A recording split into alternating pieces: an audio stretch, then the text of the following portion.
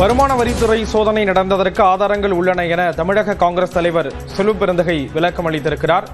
விவரங்களை செய்தியாளர் தமிழரசி வழங்க கேட்கலாம். தமிழரசி, விவரங்களை பகிர்ந்துக்கலாம். ஸ்ரீராம், தமிழ்நாடு காங்கிரஸ் கமிட்டி தலைவர் செல்வ பெருந்தகை ஒரு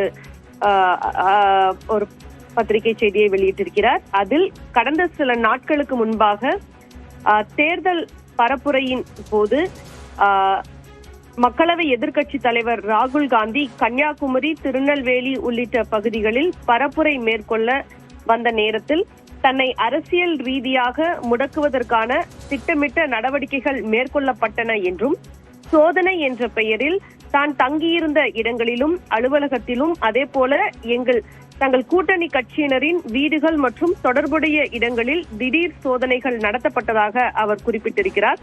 மேலும் இந்த சம்பவத்தில் தான் வெளிப்படையாக ஊடகங்களின் மூலம் எடுத்துரைத்தேன் என்றும், ஆனால் வருமான வரித்துறை அதிகாரிகள் இதனை முற்றிலும் மறுத்து வருவதாகவும் அவர் குறிப்பிட்டிருக்கிறார். உண்மையில் என்ன நடந்தது என்பதை மக்களுக்கு தெளிவாக எடுத்துரைப்பது தனது கடமை என்று கருதுவதாகவும், அதற்காக இந்த சம்பவங்களுக்கு தொடர்பான ஆதாரங்களை வெளியிட தயாராக இருப்பதாகவும் செல்வ பெருந்தகை குறிப்பிட்டிருக்கிறார். நாளை வாக்குப்பதிவு நடைபெற உள்ளதால் ஜனநாயக கடமையை, அதாவது வாக்களித்த பிறகு விவரங்களை வழங்கியதற்கு நன்றி தமிழரசி.